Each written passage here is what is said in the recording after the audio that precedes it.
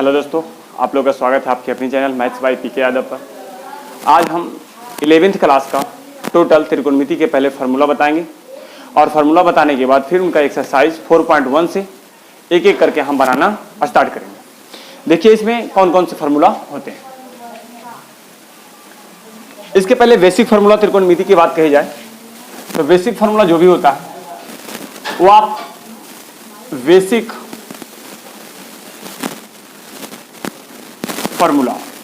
Formula के नाम से यदि हम बात करें कि कौन कौन से हो सकता है तो बेसिक फार्मूला जो 10वां में आप पढ़े थे उसी का नाम आता है।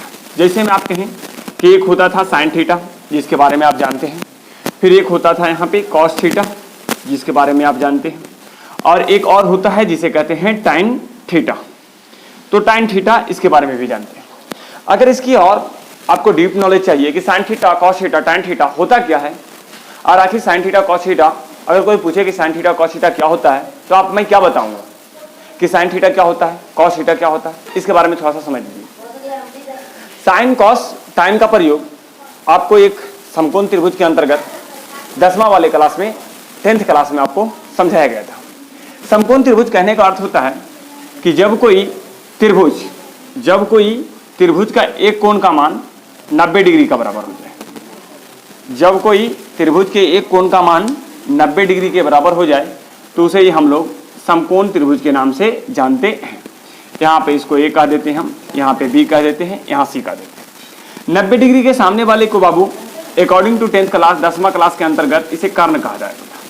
इसे इंग्लिश में हाइपोटेनस कहते हैं, इसलिए इसे एच से सूचित किया जाता है।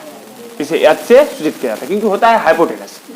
और इसी में एक को आप लंब, थीटा के सामने वाले को लंब कहेंगे जिसे आप पी से सूचित करेंगे, और जो बच जाएगा उसे आप कहेंगे आधार, और आधार को आप लोग किससे बी से सूचित करेंगे। तो पी बी और एच इसी के अंतर्गत यदि समकोण त्रिभुज में अगर इन दोनों का अनुपात निकालें कि कर्ण और लंब का अनुपात क्या होता है, लंब और कर्ण का अनुपात क्या होता है, लंब और कर्ण समझे, जैसे लंब और कर्ण का अनुपात क्या होता है, तो इस लंब और कर्ण के अनुपात को ही हम लोग साइन थीटा के नाम से जानते हैं। अगर इस समकोण त्रिभुज में अब इसी में अगर लंब बटा कर्ण को अगर हम लोग कह दिए साइन थीटा, तो यदि इसी को उलट देते हैं और इसको हम उलट करके लिख देते हैं रिवर्स फॉर्म में कि एच बटे में पी, तो एच बटे में पी को क्या कहेंगे, तो इसी को हम लोग अगर इसको उलट दिए तो ये साइन था, साइन का उल्टा होता है कौसेक थीटा। समझ में आया होगा, तो ये आपको बात में समझ में आया। तो साइन थीटा कॉस थीटा सबका हम फॉर्मूला यहाँ पे लिखते हैं। जैसे साइन थीटा, तो यहाँ पे sine theta is equal to होता है पी बटा एच, पी और बटा में एच। कॉस थीटा ये होते हैं बी और बटा में एच। टाइन थीटा ये होते हैं पी और बटा में बी। यदि आपको कोई कहे कि साइन थीटा क्या होता है, तो साइन थीटा किसी समकोण त्रिभुज के अंतर्गत परिभाषित किया गया है। जब किसी समकोण त्रिभुज में उनके कर्ण और लंब के अनुपात किया जाता है, कर्ण और लंब के अनुपात किया जाता है, तो उस अनुपातिक वैल्यू को ही हम लोग साइन थीटा के नाम से जानते हैं। और जब किसी समकोण त्रिभुज में आधार और कर्ण के अनुपात किया जाता है यानी बी बटा में एच, तो बी बटा एच को ही हम लोग कॉस थीटा के नाम से जानते हैं। अगर जब किसी समकोण त्रिभुज में पी और बटा बी मतलब लंब बटा कर्ण का अनुपात किया जाता है, तो उस अनुपातिक वैल्यू को हम लोग जो मान देते हैं उसे हम लोग कहते हैं टाइन थीटा। अब आप समझ गए होंगे कि इसका उल्टा क्या होता है। अगर पी बटा एच आप किए तो साइन थीटा आया, वैज्ञानिकों का थोड़ा, अब वो बोलता है उलट के देखो। अब उलट के देखो तो इसको हम मिटाते हैं और उलट करके हम बताते हैं कि क्या होता है। ये तीन आपको बेसिक रूप से आते हैं। इसी तीन को यदि हम बदल दें, यदि तीन को उलट दें, तो तीन को उलटने के बाद ये साइन का उल्टा हो जाता है कॉसेक। इसी को कहते हैं कॉसेक थीटा। कॉसेक थीटा बराबर में एच और बटा में पी। फिर यहाँ कॉस का उल्टा जो होता है बाबू वो होता है सेक थीटा। सेक थीटा को आप लोग कहते हैं एच और बटा में बी। यदि टाइन थीटा, तो टाइन का उल्टा जो होता है वो होता है कॉट थीटा। कॉट थीटा में बी और बटा में पी। तो ये आप 10वां क्लास के अंतर्गत सब जान चुके होंगे और 10वां क्लास के अंतर्गत आपको बेखूबी ये सबसे आपको पहचान हुआ होगा। अब हम अकॉर्डिंग टू 11th क्लास 10वां क्लास में आप जो मान जाने थे वह साइन 0 डिग्री से लेकर के और साइन 90 डिग्री तक जाने थे कि साइन 90 डिग्री तक साइन 0 डिग्री का मान 0 और साइन 90 डिग्री का मान 1 होता है। यदि आपसे पूछ दिया जाए कि साइन 90 डिग्री और 0 डिग्री में या तो 90 डिग्री से बड़ा या तो 90 डिग्री से छोटा, यदि कह दिया जाए कि साइन 15 डिग्री का मान बताओ, तो साइन 15 डिग्री का मान हम लोग नहीं जानते, अभी नहीं जानते, लेकिन 11th क्लास पढ़ने के बाद जानेंगे। अगर इसी में कह दिया जाए कि आप साइन 90 से बढ़ करके साइन 135 डिग्री का मान बताओ, साइन 120 डिग्री का मान बताओ, केसी सिन्हा के अंतर्गत साइन 120 डिग्री का मान एक जगह प्रयोग में आता है, तो वहां हम लोग एक जगह ऐसा ही याद बच्चा के द्वारा वहां थ्योरी ने देकर के ऐसे ही लिख देते हैं कि हाँ इसका मान इतना होता है और बच्चा समझ लेता है कि हाँ इसका मान इतना होता है। तो ये बात तो 120 और 135 और आगे साइन किसी भी डिग्री का मान, जिसमें से आप 15 डिग्री 35 डिग्री हो सकता है, 45 डिग्री 36 डिग्री 18 डिग्री, ये सब के मान यहाँ जानना सीखेंगे। हो सकता है 120 डिग्री 150 डिग्री 210 डिग्री 300 डिग्री, फिर उनमें से 360 डिग्री 330 डिग्री 350 डिग्री, ये सब टोटल मैटर को हम जानने के लिए किसी भी एंगल का मान आप निकाल सकते हैं। लेकिन 10वां में हम लोग 90 डिग्री तक ही जान सकते थे और 10वां में 90 डिग्री के ही हम लोग कहते हैं 90 तक जानते हैं तो बहुत जानते हैं, 90 के बाहर नहीं जानते। तो ये हम मान इसका भी निकालने के लिए सिखा देंगे, आपको याद करने के लिए भी सिखा देंगे कि किस प्रकार से हम याद कर सकते हैं, और उसके बाद इसका फॉर्मूला लिख करके हम 4.1 से एक एक बनाना स्टार्ट करेंगे। अब यहाँ तक आप इसे समझ गए होंगे। अब हम 11th के अकॉर्डिंग टोटल फार्मूला को यहाँ पे लिखते हैं। अब 11th क्लास के अनुसार क्या क्या हो सकते हैं। 11th क्लास आपको पढ़ने के लिए पहले 10वां क्लास का टोटल त्रिकोणमिति का फार्मूला आप थोड़ा याद कर लेंगे तो ही आपको 11th क्लास पढ़ने में थोड़ा सुविधा होगी। आप पहला फार्मूला जैसे वहां पढ़े थे साइन थीटा, वैसे ही यहां पढ़ेंगे साइन 2 थीटा।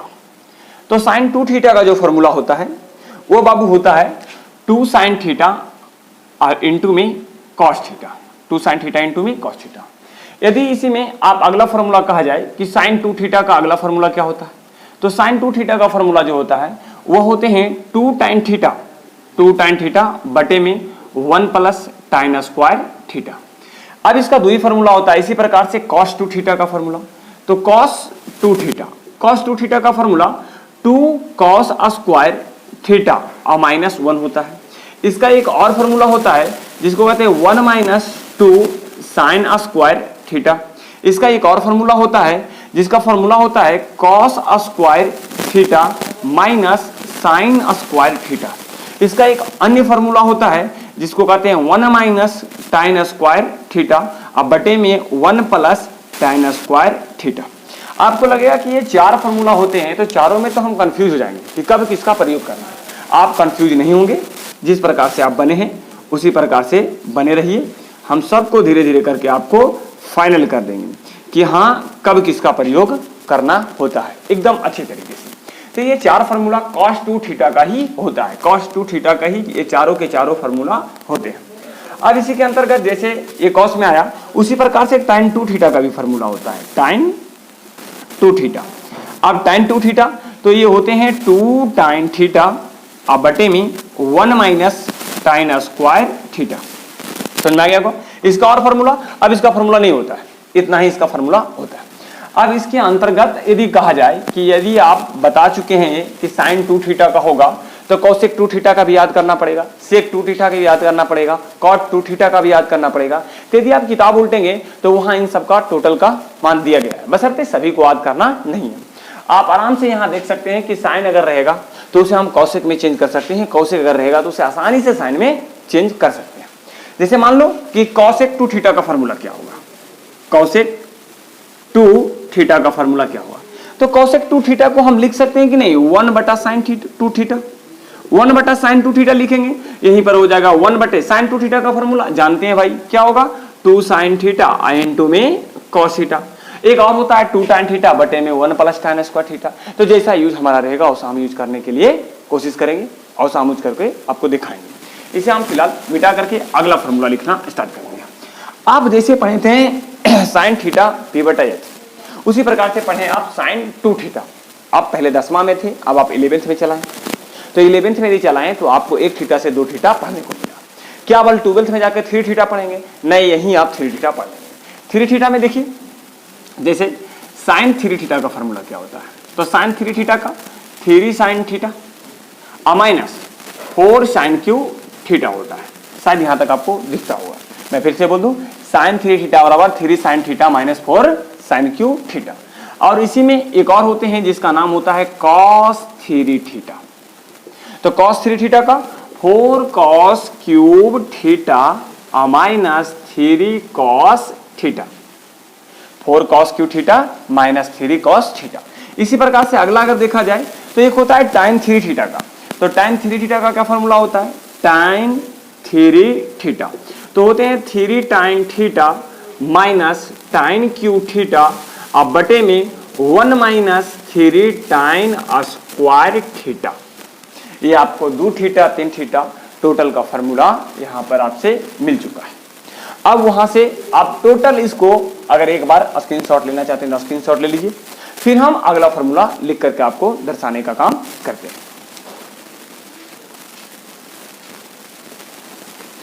इसमें से कुछ फॉर्मूला और यहां ऐड कर देते हैं ताकि आपका एक ही बार में टोटल फॉर्मूला आ जाए।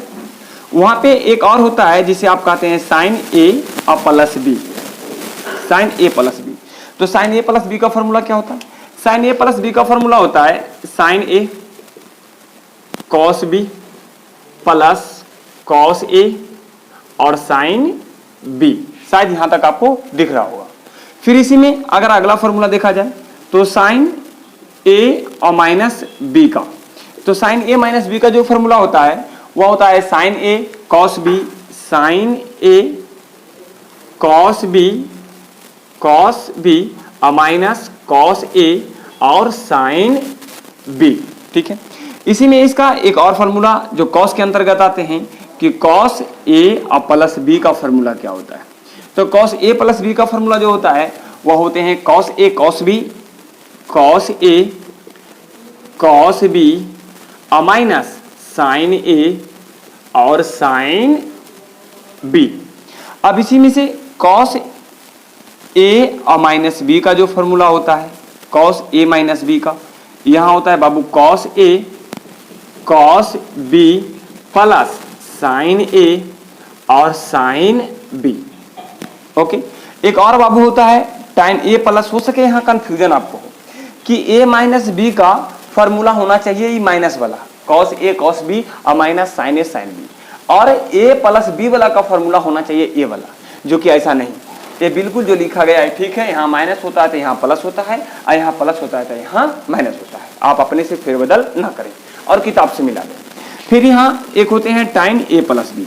तो टाइन ए प्लस बी का जो फॉर्मूला होता है वो होता है टाइन ए प्लस में टाइन बी और बटे में 1 माइनस टाइन ए और इंटू में टाइन बी।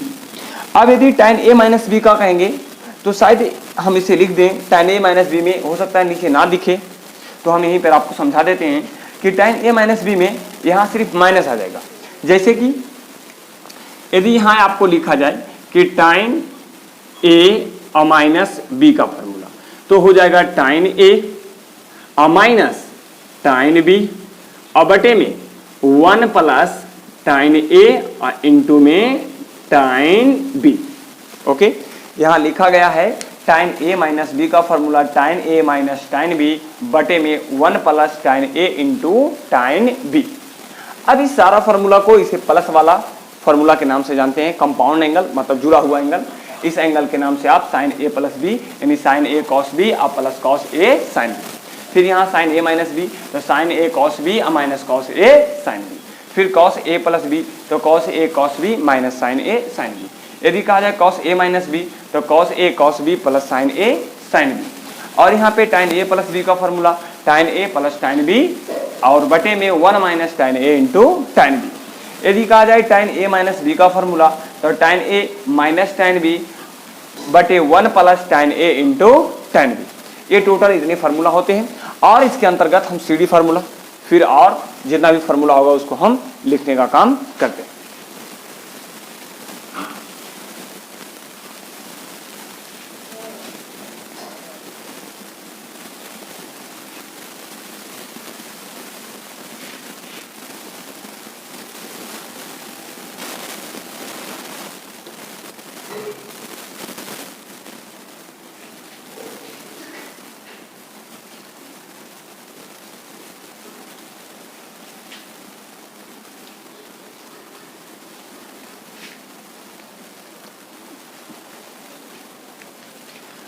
कुछ फार्मूला का नाम आप जानेंगे जिसका नाम होगा CD फार्मूला।